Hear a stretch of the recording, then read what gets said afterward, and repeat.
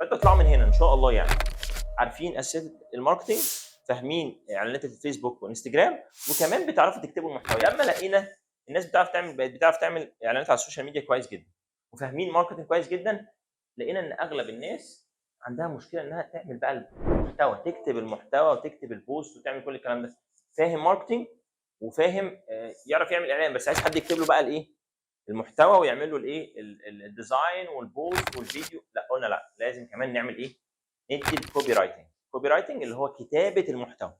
تمام؟ فانتوا تطلعوا من هنا ان شاء الله يعني عارفين اساسيات الماركتنج، فاهمين اعلانات الفيسبوك وانستجرام، وكمان بتعرفوا تكتبوا المحتوى. يعني انت كده هتبدا، لو انت ما عندكش اي بيج ولا اي صفحه ولا اي بيزنس، تبدا تعمل البيزنس وتعمل عليه المحتوى وتعمل عليه الاعلانات.